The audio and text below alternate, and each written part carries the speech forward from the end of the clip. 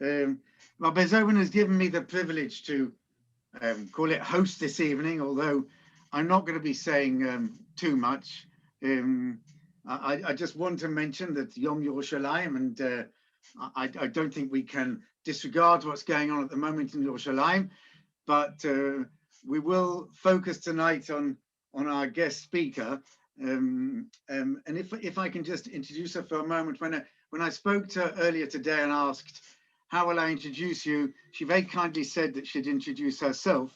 I can see now why. She seems to know many of you personally, but I don't think that's the reason. But I will formally introduce Chief Superintendent Sharon Brown, and she will be speaking to us about, and I love the way she put it without necessarily saying it, about her own area of expertise.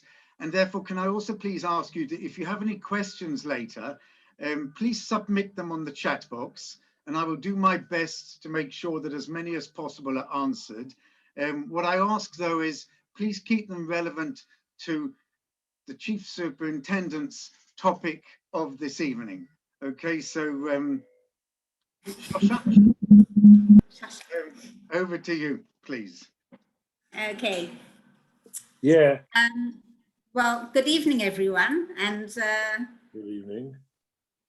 I really don't think that my career, my life, my story is that trailblazing or fascinating. But having said that, I'm very much honored that you thought of asking me to come to speak to you on Yom Yerushalayim. And I'm actually not a chief superintendent anymore because I just retired after 31 years in the police force, and now I'm just plain old Shasha. No saluting or anything anymore, you can relax. And I was asked to speak, I wrote this down, about my police work whilst balancing career, family, and faith. And I thought over the last few days how exactly to present this, if I can talk about one and then the other and go on to the third. And actually, I decided that everything is intertwined completely. So let's dive in. As you can see, and as some of you know longer than I knew my parents, I managed to put them here in the background. So my father, Max Landau, was born in Munich, Germany, and his family, when they were exposed to Nazi Germany and the Nazi authorities, they realized what was going on, particularly my grandfather, who volunteered in the Chevra Kadisha. And they left Germany in 1930. My father left in 1934 and came to Palestine, to Tel Aviv. My mother, Lombi Landau, for those of you who know her, remember her, was born and brought up in Trieste, Italy. And in 1939, her family, seeing Mussolini, the fascist, my mother remembers going with her primary school to the town square in Trieste when Mussolini came, and they had to sing all the fascist songs and wave their little flags. And they left when my mother was 15 in 1939, and they came to Tel Aviv. In Palestine, it's where my parents met. They got married. Ronit, as some of you know her longer than I've known her, my older sister was born. And then in the early 1950s, my parents moved to Japan, as one does. And they lived in Tokyo for about 8 years. My father basically went to work in South Korea while my mother spent her time in Tokyo. 2 more sisters were born, Daniela and Nomi, for those of you who might know them. And then in about 1958, they came to London. And that's when I came into the picture in 1962. But our whole family, apart from us, everyone was in Israel. Grandparents, uncles, aunts, cousins, everyone was in Israel. So any holiday, school holiday, summer, winter, Chagim, we were always in Israel. And each of my sisters, when they finished high school, they came on Aliyah. And by the time it was my turn, the 4th daughter, I don't even remember it being discussed at home. It was just assumed that I would come on Aliyah. 2 weeks after I finished my A-levels in Hasmonean, I went to Hasmonean Primary School and Hasmonean High School. 2 weeks after my A-levels, I got on a plane and landed in Israel. I did Shrut Lomi in Shari Tzedek for my first year here. That was in 1981, by the way. And then straight after that, I went to Hebrew University and studied chemistry. I did my first degree in chemistry and I thought, okay, now it's time to go and look for a job. So I came to the Israel Police. My sister Daniela had been working in the labs in the Division of Forensic Science. And I came to the head of the analytical chemistry lab, said, here I am, got a first degree in chemistry. And he said, well, that's very nice, but a lot of people have first degrees in chemistry. Go to a second degree and, then we'll talk. So I went back to university. I did a second degree in chemistry and analytical chemistry, and came back to the same guy to have an interview to work in the analytical chemistry lab. And actually, he didn't take me to work in the lab. And I was like, oh, okay. I didn't even think really of applying to other labs. And I just want to mention the boy that they did take was one of my friends from university. His name was Noam Eisenman. And Noam was chosen for the position. He was a very good chemist. And he started his position there. In fast forwarding to August 1995, Noam was on his way to work one morning when there was a pigua, a terror attack on bus number 26. And Noam was killed outright in that terror attack. His wife, Einat, who I knew from university as well here and there because they were already married, used to see her, every year at the memorial service for Noam. And last night I couldn't sleep at night and I was Googling just the people who were in that terror attack. And actually, why am I mentioning it? Because I saw then that Einat, his wife, her father had been killed in the Six-Day War, fighting for Jerusalem, in a place called Simtat HaMavet, the alleyway of death outside the old city walls. And he was actually killed. Einat must have been a baby, a small child. And his name was Mordechai Friedman. So I thought this was an opportunity to give his name a mention. Because today, I live in Old Katamon, right near San Simon Park. And we walk through the park every day. And like, oh, I forgot something at home. I'll just run home and get it. And I'll come back and then I'll go and we'll send the kids. And at the time, San Simon was like, there were terrible battles going on there. And we take everything so much for granted, Bliainara. I thought it was an opportunity to actually remember at least one of the soldiers by name who gave his life fighting for Jerusalem that we celebrated today, Yom Yerushalayim.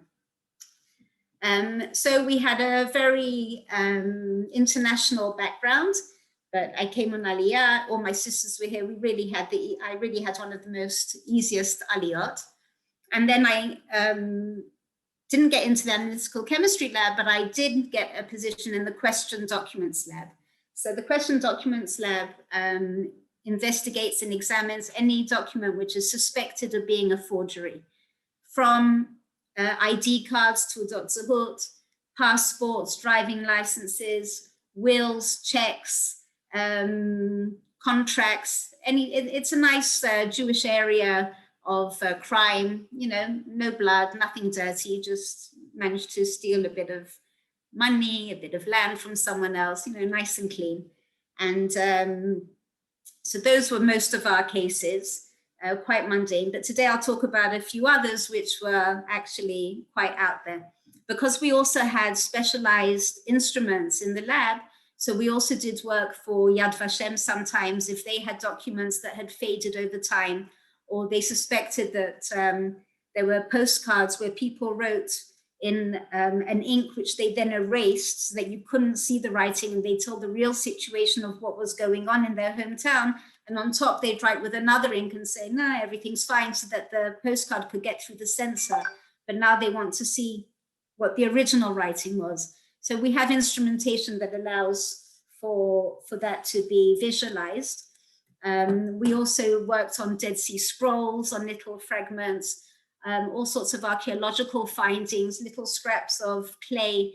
It looks like there's some gray lines drawn on it, and we managed to visualize that there were lines connecting those gray lines, and then the archaeologist who had brought them in would get terribly excited because he'd be able to decipher there a whole list of names or something and build theories about the archaeological finds.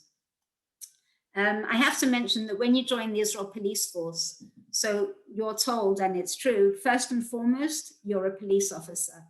It's very nice that, you know, we have first degrees and second degrees, and we have a lot of people with doctorates now who work there, and many years of experience doing whatever it is with DNA and fingerprints and documents. But when the country or Jerusalem needs extra help, then we had to put all that aside and go straight out and help in whatever situation it was. I remember when Barack Obama came to visit, I was put in charge of 250 policemen to line the route, just to make sure that no one jumped out in front of his car and did anything stupid. So we had to do things like that. There was a time where we had to go into town on Thursday nights and Friday nights. We had to get there to about 10 o'clock at night and stay till 5 in the morning, because a lot of, especially the yeshiva kids, the SEM kids, the kids that come here on their gap year, Thursday night is the big night out, and they hang around in town and drink, and when they drink, they get stupid. And if someone then has a knife on them, it can get very violent very quickly, and obviously totally unnecessary. So we used to walk around town, and if someone was sitting at a bar or something, that was fine. But if they were walking around with a bottle of alcohol or a glass of alcohol, we could just go over to them, no questions asked, and just tip it out. So being Shomer Shabbat, obviously Thursday night was not a problem, but what do you do on Friday night? Many people who are Dati thought it was better to give their mishmeret over to someone who wasn't Shomer Shabbat, someone who was secular, and have them do their Shabbat rounds. I felt it would be better if I did it and tried to keep Shabbat as much as possible. So that's the way I did it. Luckily, I lived close enough. I could walk into town, walk around, spill out alcohol, not too much of a problem there, and then walk home. But then one Friday, they said, okay, tonight you're not going into town. We actually need help to get more patrol cars out. Now, I'd only been in the car on Shabbat when our oldest daughter was born. By the way, we have 4 daughters. And the first one, of course, I got contractions starting on Friday night, and we had to drive to the hospital. But apart from that, I hadn't been in the car on Shabbat. So I walked to the police station after supper on Friday night, and I walked upstairs, didn't take the lift, and we got our tidroch, I don't know how you say that in English, and you know, what to expect during the night. And then we were told to go down to the garage and get into the cars. So I remember not taking the lift down. I walked down, and there were 2 regular policemen who were walking down as well with kippot. And I said they weren't like me, coming from the labs just to do this once every 3 months. They were from that actual police station in Talpiot. And I said, how often do you have to work on Shabbat? How often does that happen? And they said, what are you talking about? Every Shabbat, every week? And I said, really? Because, you know, I had this idea that you could take a day off. And they said, basically every Shabbat, they either miss Friday night dinner with their family, or they miss Shabbos lunch with their family. It's one or the other. And I just want to bring it out there and stress that every Yom Ha'atzmaut and every Chag and every Shabbat, and even today, my neighbor Madeline Black made a beautiful women's Hallel for Yom Yerushalayim and a breakfast, and it was really, really special up on her roof, and we were singing and celebrating Yom Yerushalayim. And we know today in particular what was happening half an hour walk from here, police on the front line, and they always are, every single day, every single night, every single Chag, every single Shabbat. And I know that a lot of bad things can be said about them, and I know that they can be more sensitive, and I know that they can be more professional, as can all of us. We're always striving to better ourselves. But I really feel like I wanted to stress what stress they are under every single occasion. And it's not easy. It's really not easy, and I take my hat off to them. Working in the lab, though, we usually did not have to work on Shabbat unless it's pikuach nefesh. And the head of our division, even if they were not dati, they knew exactly when it was okay to call people in and when to just when it could wait till Sunday morning. I remember in particular, there was one time we were called in when they thought that they had some writing from Ron Arad, the navigator who's been missing already for so many years. And at one point they thought that they had a sample of his handwriting, which they wanted to verify. And another time was when the 3 boys were kidnapped, Naftali Frankel and Gilad Shayer and Eyal Yifrach. When the boys were kidnapped, the labs worked around the clock to try and get out evidence. At the time, we didn't know what had happened to the boys. And every lab had something to work on, the DNA lab, the ballistics lab, fingerprints. They took apart the car that the boys were kidnapped in, and there were bullet holes because it turns out then that the kidnappers had shot them straight away when they realized that one of them was on the phone to the police. And then they burnt the car. And everything was flung out the car. The police collected all the evidence, but there was nothing for the documents lab. And we felt quite frustrated because, you know, when there's something on that national level of importance, everyone wants to do their bit. But there wasn't any evidence for us to examine. And then the time passed and the boys were found. And unfortunately, as you know, they were not alive. And then there was the chase for the kidnappers, for the murderers. And then one Shabbat morning, my phone rang. And I was already head of the lab then. So I was in the lab from 1989. In 2012, I became head of the lab. And this happened in 2014. So it was really the first time in 17 years. But my phone had rung on, no, more than 17 years, from 1989. That's 25 years. First time that my phone had rung on Shabbat morning. And it was going to be a handwriting case that we had. I walked to headquarters, which was a long walk. It took a good part of an hour. And my colleague, Keren Nissan, came in she lives in Modi'in, so she drove in. And to do handwriting comparison, which is not my field of expertise, but hers, takes a very long time, because even when you've, let's say in English even, if you've compared the A and the B and the C of your sample handwriting to the one that you're examining, and even if the A, B, and C match, doesn't mean anything about D, E, F, G, H, I, J, K, L, M, N, O, P, Q, R, S, T, U, Z, right? So you have to go all the way through. And after the investigator had sat there for literally 5 hours, he said, "Can you give me an indication?" She said, "No, not yet." And she sat there for 8 hours with no phones ringing or anything. I can't give you more details about that because that actually is still kept classified till today. But it was worth doing the work that she did. And that was the only time, Bemet, that we were called in on Shabbat morning. What happened then with that case with the 3 boys is that once they were discovered, once the kidnappers had been caught and killed, so that was it, right? That was the end of the case. And then the police were clearing out the storeroom, and they were like, oh, they'd collected more evidence from around the car. The car had been burnt. And then when they were clearing out the storeroom, they realized that they had one of the boys' school bags, and inside were his school books, which are not that interesting because a biology textbook is a biology textbook. But then they saw that they had a diary that he'd written, and they hadn't seen that before because everyone knew who the boys were.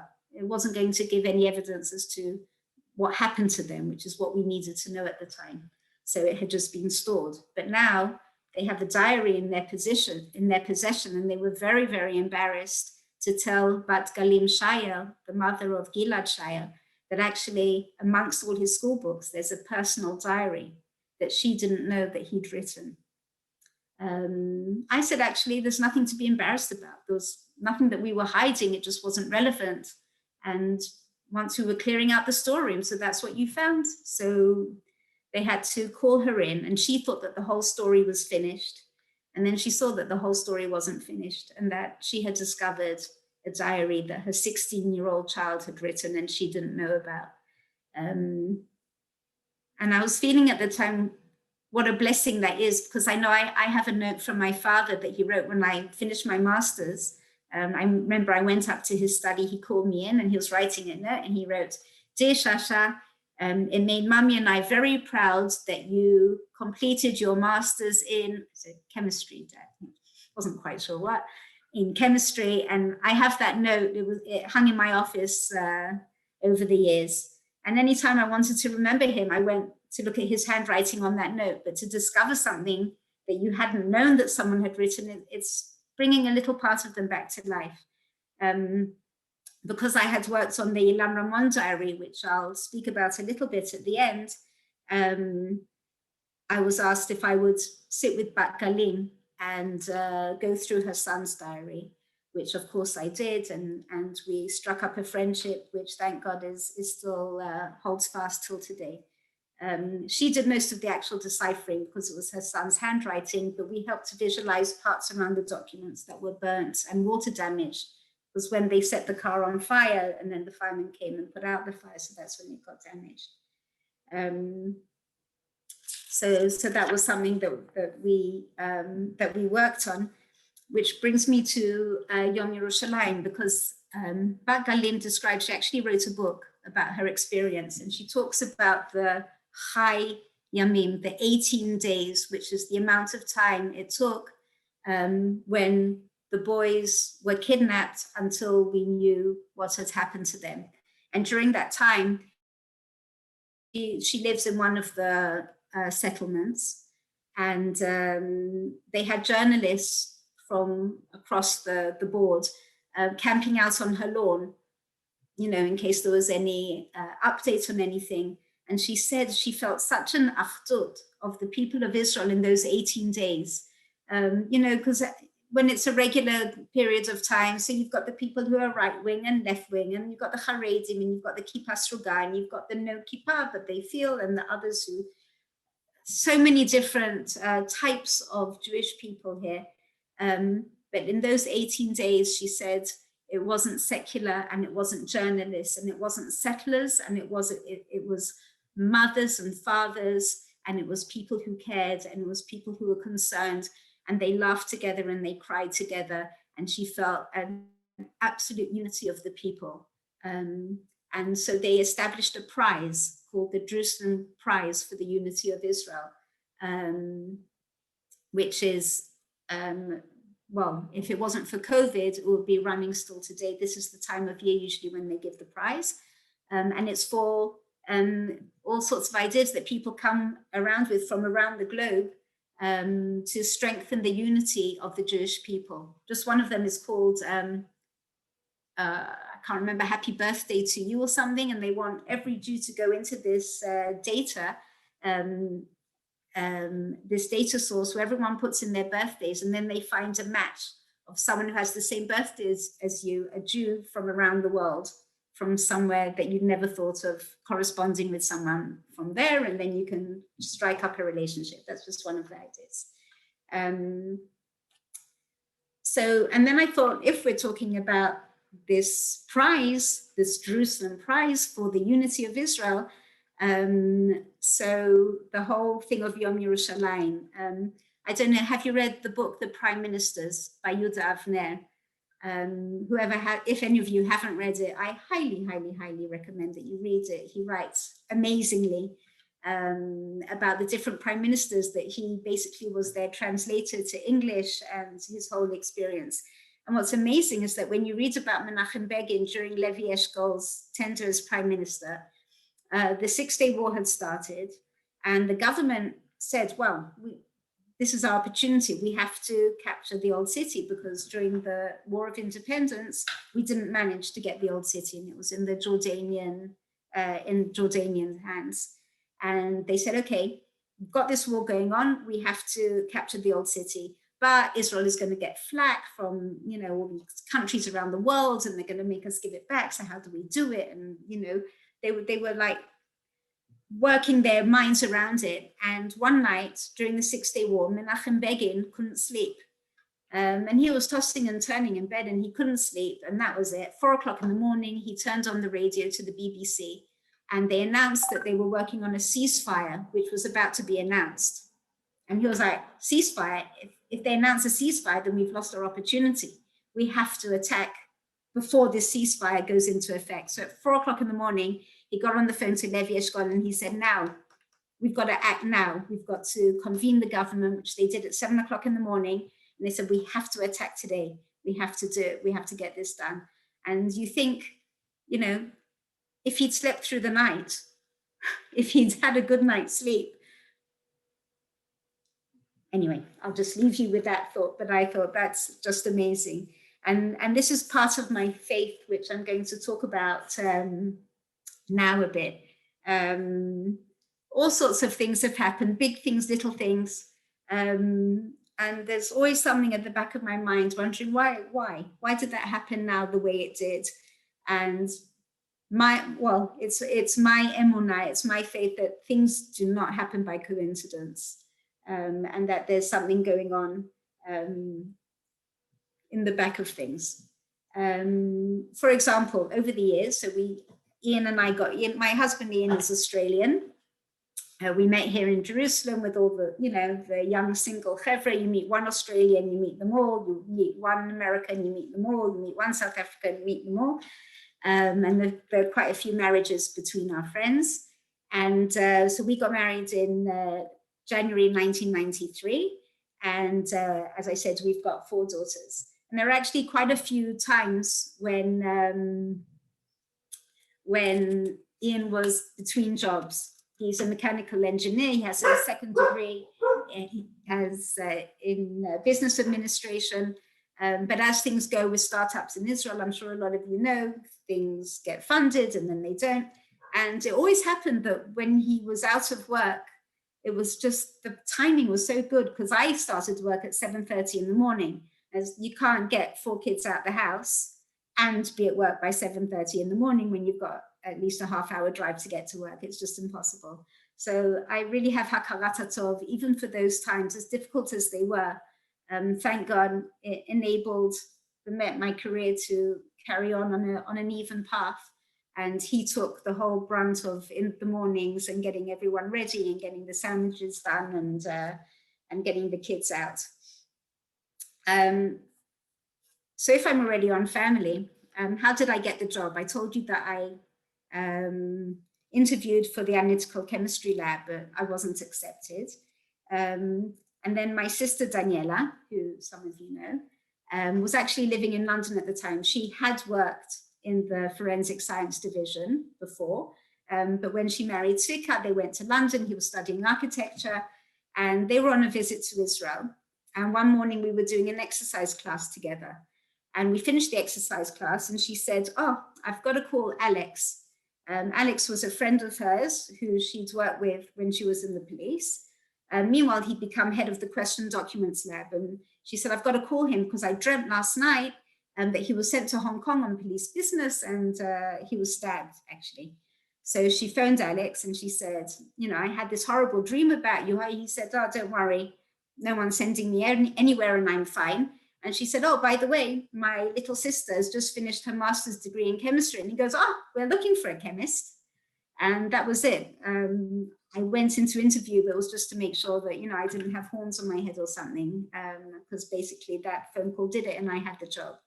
And I would never have thought, I hadn't heard of the question documents lab, and it was such an amazing place to work. We had such varied cases to work on.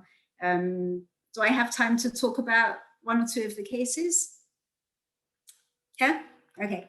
I don't know if do you know the story of Samuel Scheinbein?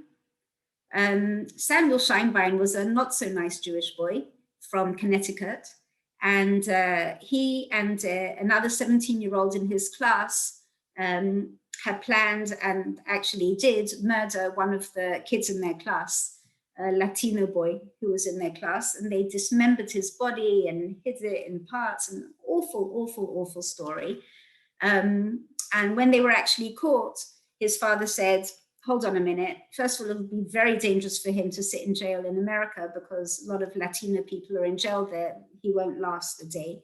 And we happen to have Israeli passports. And so he quickly got Samuel on a flight to Israel, and he came to Israel. And he was tried, and he sat in prison in Israel because they didn't have extradition terms at the time with America. He sat in prison. He was actually quite a good prisoner. He behaved quite well. He used to clean the offices, and then he cleaned the cars. And he actually managed to smuggle a gun into the prison. And he planned, and this was the crazy part, because he sat in prison for years and years, and a year and a half before he would have been freed, he went on a rampage and shot at all the prison wardens and injured, I think in the end, one of them died, injured about 6 of them. And they found in the bathroom where he'd been hiding, they found this lump of sodden documents, sodden pieces of paper, which were all, it was just one big pulpy mess.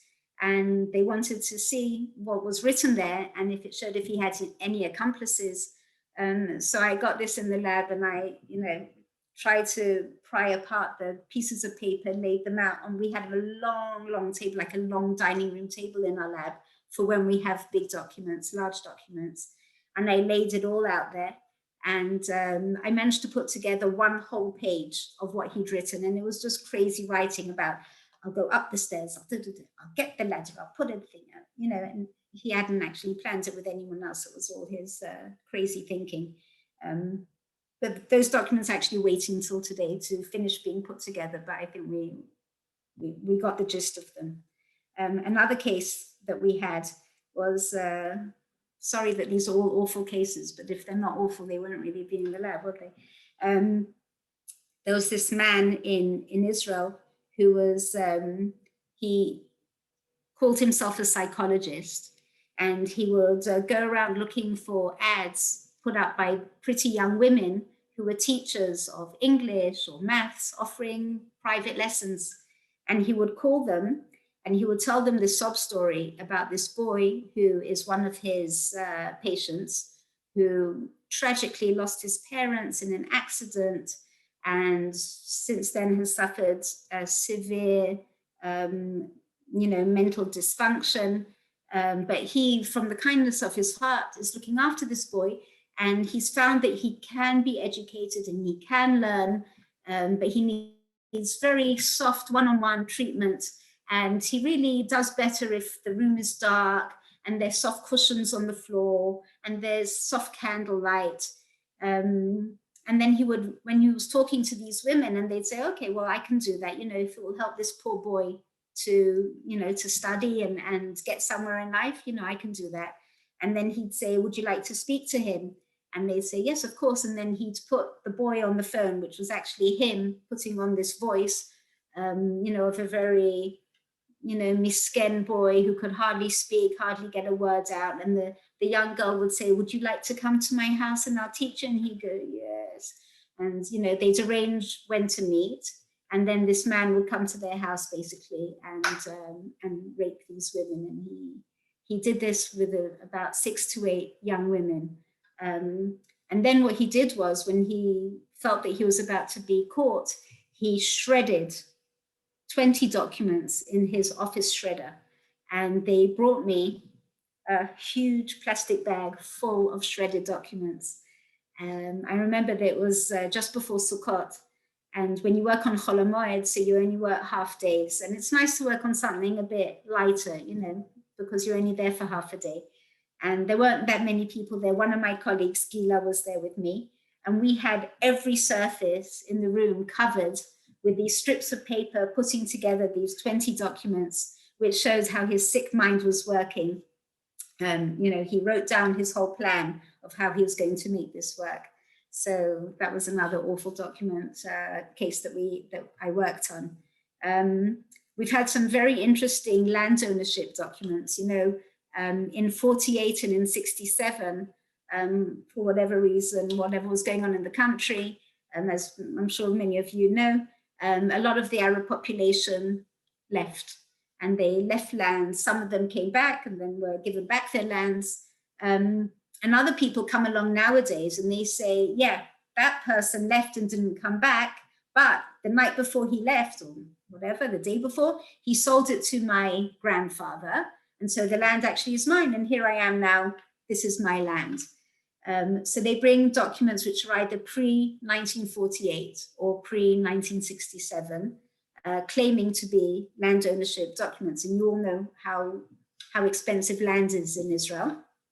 Definitely a worthwhile thing to have.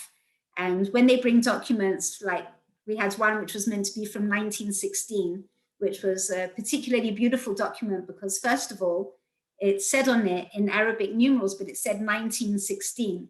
Now, in 1916, the British Mandate hadn't started yet. It was actually the Ottoman period, and they didn't use the Gregorian calendar, they used the Hijra calendar. So unless it was someone preparing the document who had nevuah to know that the British would be arriving in 4 years' time, and therefore I'll put the date on the document with the Gregorian calendar, doesn't really make sense. Apart from that, the whole form on this document was laser printed. You could see under the microscope, you could see the particles of the toner, but laser hadn't been invented in 1916. So really there was no way that this document was authentic. We have a huge problem here with graphologists. People who do, you too can spend $50 and go off and do a course online and become a graphologist.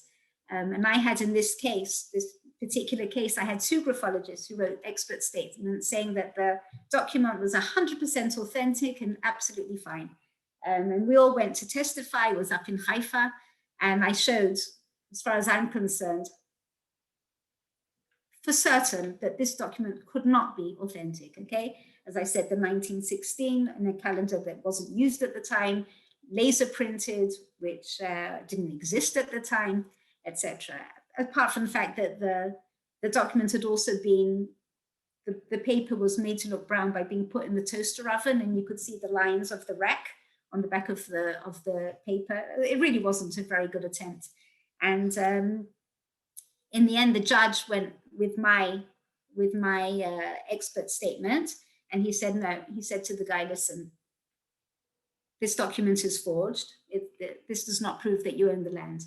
And the guy said, "But look, I remember, since I was a child, I have come to this apple orchard with my father, with my grandfather, and we used to prune the trees, and we used to pick the fruit, and it was ours, it's mine now." And the judge said to him, "Okay, I get that. So I will let you, till your dying day, may you live a long life, go every day to this orchard, and you can continue to work the land and continue to prune the trees and look after them and sell the fruit, but the land does not belong to you, okay? It belongs to the state, but I'll let you go in every day till you were, as you were doing till now, but the land doesn't belong to you. This document does not prove the land belongs to you." And which was really very nice of the judge, I mean. And the guy said, "Nope, this land is mine, and I'll prove that it is." And so the judge says, "Well, in that case, then you can't go in anymore to the orchard, and you can't go in anymore, we're locking the gate." So we had a lot of these cases. Some of them were much more politically important because there were lands which were really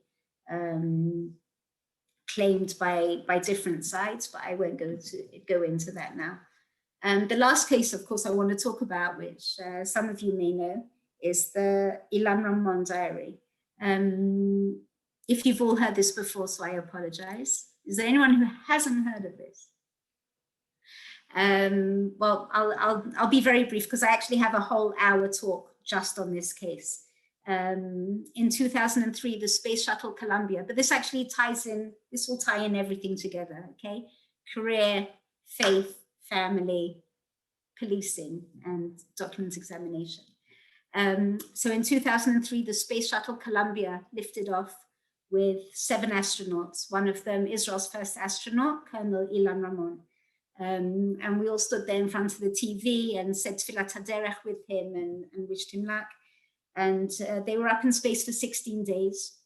Everything seemed smooth. And then on re-entry into Earth's atmosphere, the whole space shuttle broke up. You saw these balls of fire streaking across the sky. It was obvious that none of the astronauts could live through something like that.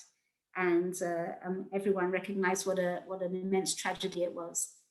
And then a whole 2 months later, on the 4th of April, 2003, a Native American tracker was walking through a field in San Augustine County in Texas, as one does.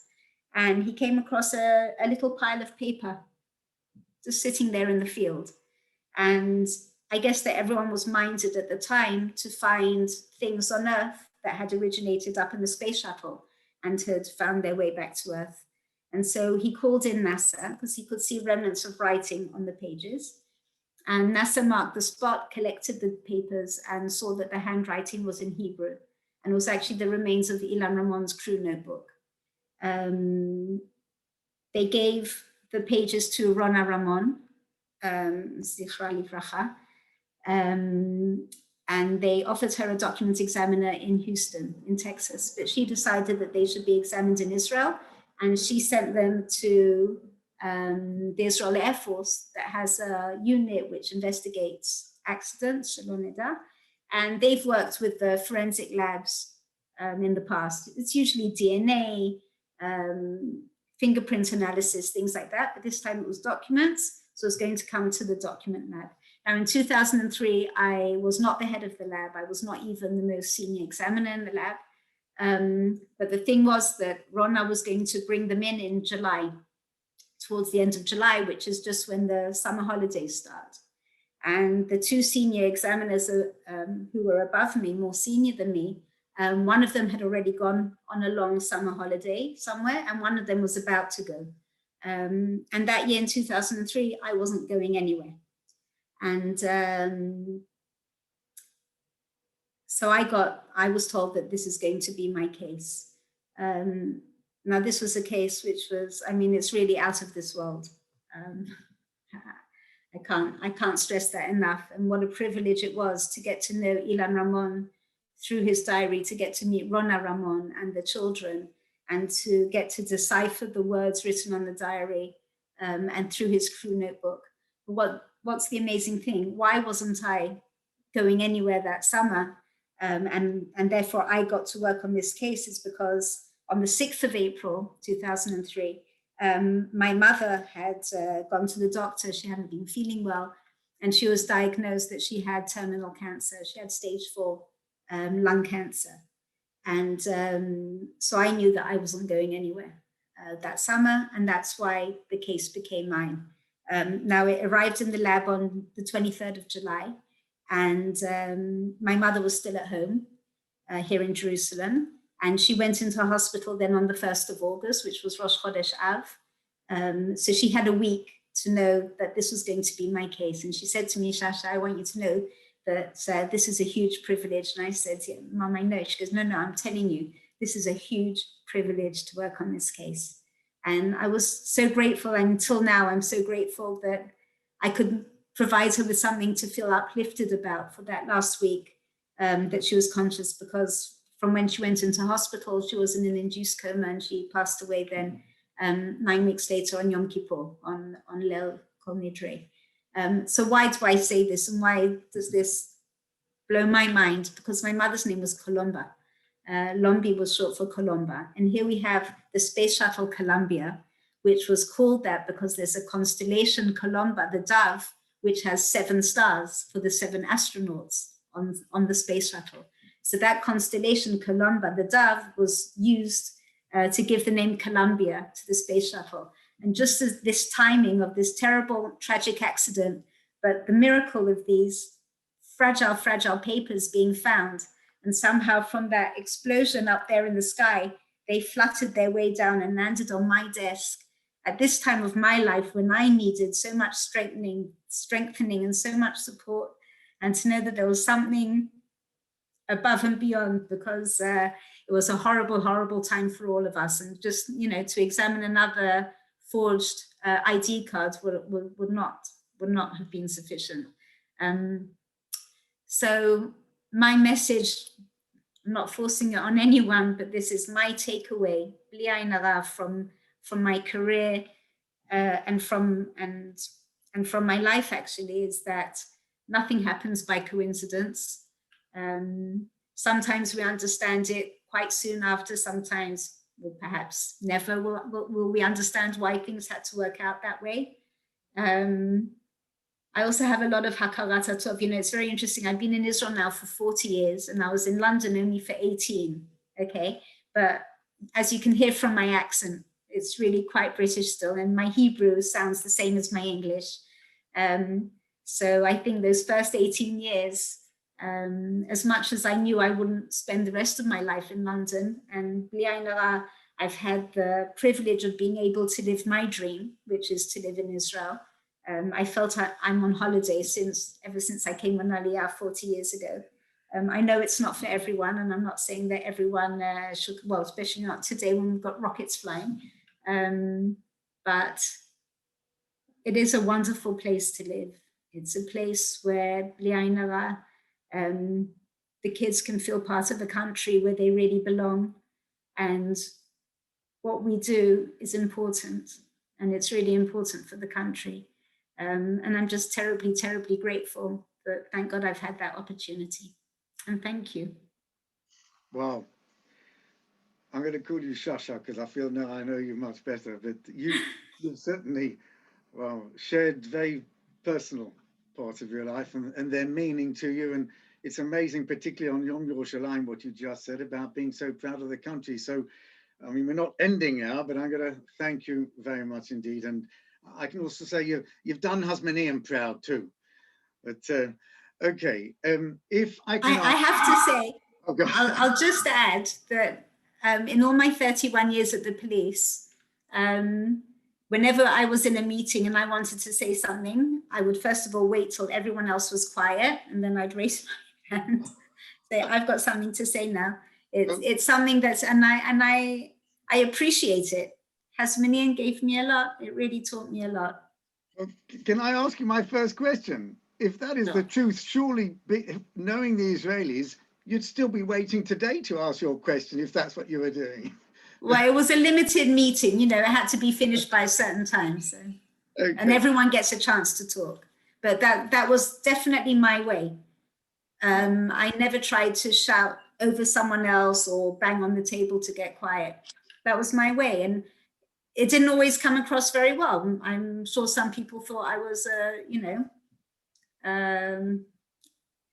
I don't know how you say it in English, a strange chicken. No, I don't think that's an expression. I'm sure you don't say it in that way in English. An off muzal. But I was different. I was different. Well, it's wonderful. Well, let's have a first question. There's somebody called Hannah. And Hannah, if I can ask you to unmute yourself, you had an interesting question to ask. So are you there, Hannah? Hi, yeah, thank you very much. Yeah, just out of curiosity, it was very interesting for me to hear that your qualifications and your main job is in a lab, and yet you're expected to go out on patrol and you're expected to look after 250 policemen. So I was just wondering, do they give you extra training for that? So once a year, we used to go to do shooting practice, okay? Because that's the minimum. You have to have gone to a firing range at least once a year. And of course, we did police. You have to do police courses in the beginning because you can't be in uniform and out on the street somewhere on the way home from work and you see a traffic accident and they go, "Oh, here's a policewoman." You can't say, "Oh, no, yeah, but you know, I work in the lab, so nah, I don't know what to do." You have to know the basics of what your rights are as a policeman and what you can do. I have to say that often when I did go out, I was always known for wearing high heels because I'm really short. And but I tried to wear sensible heels, you know, when I would go on these extra police duties. But I remember once I was in a patrol car with this policeman and we got a report on the radio that they were throwing Molotov cocktails at cars in East Jerusalem and they need backup. So we were like, okay, we're on our way. And then the policeman looked at me and he goes, "What are you going to do there?" And I said, "Well, I'm here with you. I'm going to, you know, whatever you do, I'm going to do." And he said, "Well, don't worry, I'll protect you." And I said, "We're not going to an event that's happening for you to protect me. We're going together to protect the other people." But It's complicated because, and in fact, today what they did already when Ronnie Al-Shef was the chief of police, he brought in an extra permanent 10,000 policemen to Jerusalem because he said this is not on. It's not the way to do proper policing. Wow, thank you so much. My pleasure. Can I ask a Okay, thank you. question? Yes, Ronnie, you Can I say please. something? Please go No, ahead. actually, I wanted to say something. What Shasha left out is that you were the doveret, the spokeswoman in English for the police when Gush Katif was evacuated. Yeah. And for the English-speaking population in Israel, she was their voice. She was the voice of reason and During the disengagement, we needed extra help because there were a lot of foreign reporters here reporting on the disengagement. But we have a permanent, well, actually, now it's not Mickey anymore. I'm sure many of you know Mickey Rosenfeld. So he was wonderful, but he's moved on to a different position now. I don't know who they have instead of him. Yeah.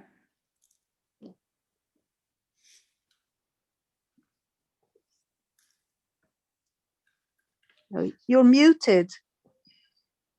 Thank you. Okay. Anybody want to ask any other questions? Just wave your hand. It's easier for me. Simon, go ahead, please. Hello, Sharon. Simon Weeder here. How are you? I haven't seen you for 30 years. Hold on, Simon. One moment, Simon. Is there anyone, Sharon, you don't know here? There are a few. Okay, fine. Simon, please go ahead. Okay, just quickly. First of all, I wanted to tell you, it's very funny because we used to live in Saint-Simon and davened in the same shul as you, Rimonim.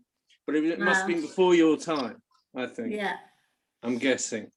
But the other interesting thing is you were talking about driving on Shabbat and the problems of Shabbat, right? I had very similar problems in Miluim, right? Well, I was in Miluim for 10 years and I had also the same dilemmas. What do you do? And I asked and they said, yes, it's fine. You've got anything you've got to do.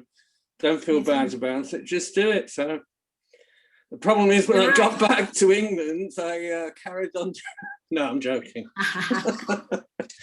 No, I said to those policemen, I said, those two Dati ones on the way down to the cars, I said, so, you know, do you write with a special ink, you know, like all those things they have in Shari Tzedek and stuff, you know, that have been developed? They go, no, write pen.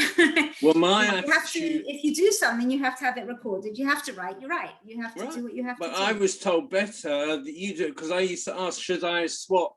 Because they would offer me in Miluim to do take over my patrols, and I said no, I didn't want them to do that because why should they do it? It's better that I do it and do it like you said. You do it in the correct way rather than other people should do it. So that's the right attitude. So anyway, nice to see you. That's the main thing. Thank you. Keep well. Thank you. There's a gentleman or a woman, LB, who wants to ask something about technology. Can that person identify? Sorry, David, it's me, it's Laurent. Laurent, please go ahead. Sorry. Yes, I'm interested in technology and I would like to know during your career, what were the main advances in terms of technology that helped you doing your job better? Well, as a question document examiner, you have to have an instrument. We had one called a VSC, which is actually produced in England by Foster and Freeman. They're similar machines produced by Project Tina from Switzerland. Basically, it's has different light sources from the ultraviolet all the way to infrared with a system of filters. And the idea is that even if inks appear different to our eyes, they seem similar to us, they all look like a blue ink. They actually have different components that some will luminesce under infrared and others will not. Or other inks maybe have been erased so that the pigment, the dye of the ink is no longer visible, but other components of the ink are absorbed into the paper's fibers. And so again, using this machine with the different light sources, you can still visualize the writing. So that's something that's a must for document examiners. as well as a really good microscope. My husband always laughs that I need glasses. He goes, what good is a document examiner who can't see? But if you have a good microscope, then you're all right. Okay. You know, have you been involved with, identifying the age of some manuscript, of religious manuscripts? We actually had, we had a few interesting cases. I'll tell you about two of them. We had one where someone brought in a Sefer Torah and claimed that it was the Keter Aram Tzova, that it was the Keter, which would have been amazing. And we had someone who knew about different ways of writing Sifrei Torah and the different sorts of decorations that you can have on certain letters. And I remember the word Vayichabkehu, when Yaakov and Esav were meeting, and it says that they embrace, so the letter Chet on the word Vayichabkehu is written as a Chet, and then the legs of the Chet go on like with a swirl, so it looks like two arms embracing. And so we looked at all the different signs, and in the end, we came to the decision that it was actually a Yemenite version of a Sefer Torah and nothing to do with Keter Aram Tzova. There was another case which was actually quite sad. There was a family from the Haifa area who, by tradition, had been told that they were the only family who had the true signature. I can't remember who it was something like the Baal Shem Tov. It was someone really big. And by tradition, they were told that they had the only signature which was in ink, an actual ink signature and not a photocopy. And this was the Masoret that they had in their family. And you can imagine the worth of that document if it was really the only ink signature of that Rav. And they phoned us and asked if we could verify, if it was really in ink. We said, of course, come to the lab.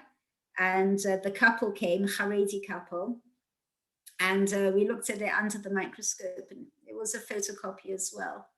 Yeah, you could see the little toner particles, which was very sad because, within seconds you dashed their hopes and their fortunes and everything that they'd been told all their lives, but what can you do?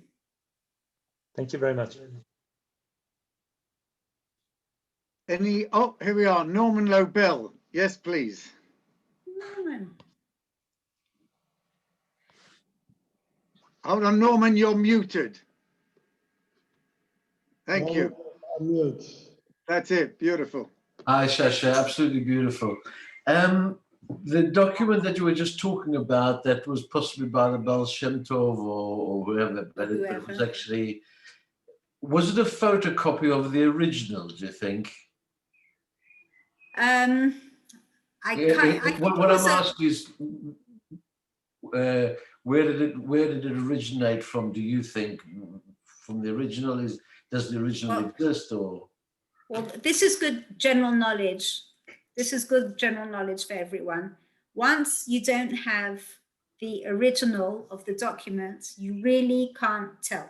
You don't know if it's a 1 generation photocopy or 10 generations. Of course, every time you photocopy something from another photocopy, it's going to lose more information. Yeah. But you can't tell if it was photocopied once badly or if it's been photocopied 5 times or 15 times. The moment it's not the original, you can't tell if there are different types of ink on the document. You can't tell if anything was tampered with, added, erased. You have lost so much information. So we had a huge issue here in Israel, actually, with the banks, because they didn't want to carry the costs of someone depositing a check in one place to be kept in their account in a different place. And so they wanted to just scan the check and keep very good quality scan in their records. And then if anyone wanted the check, they could print it out. Right. The moment you print it out on an inkjet printer or a toner printer, it's not the original ink anymore. And then if anyone comes with the question, if someone says, wait a minute, I didn't write a check, for 1,100 shekel, it was only 100 shekel. Well, how are you going to prove it?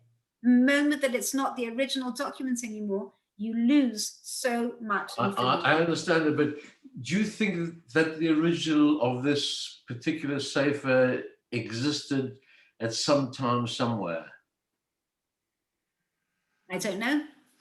Again, another problem that you have with a photocopy is if you want to do handwriting examination, handwriting comparison, you have to be very, very, very careful. If anyone tells you that they can do it from a photocopy, run a mile, run fast, because they're just going to take your money and they can't prove anything. And that's another problem we have with people like graphologists who are not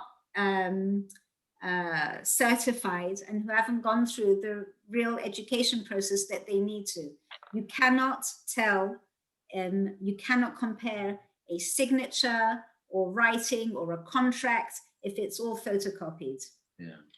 You don't know the direction of the writing, you don't know if things have been added, if they're just not there because they didn't come out on the photocopy or they weren't there to begin with. You're really, really starting with a very big handicap. And anyone true to their profession will be very, very, very careful with what they would let themselves say about it. Thank you very much, and well done. What a wonderful story. Nice to see you, all together. Thank you. Okay, being a past military person myself, they usually give you 7 minutes from the deadline. I don't know if the police force did the same. They certainly did it in the army. You don't want to miss the 7 minutes. So I'm going to actually say if there's somebody with one more question, and then we're going to wrap everything up. But I imagine there's many of you have got questions. So, oh, hold on. Okay. So Gary Lauer, certainly for you. Sharon, could I ask, what is the oldest document you have examined and what you found? They once brought in a 13th century Megillat Esther. Well, I'm not talking about these pieces of clay or the Dead Sea Scrolls. I mean, you know, who knows how old they were, but that wasn't really something that I could examine. I just helped to visualize things so that the professionals, the archaeologists could look and see, you know, what to make of them.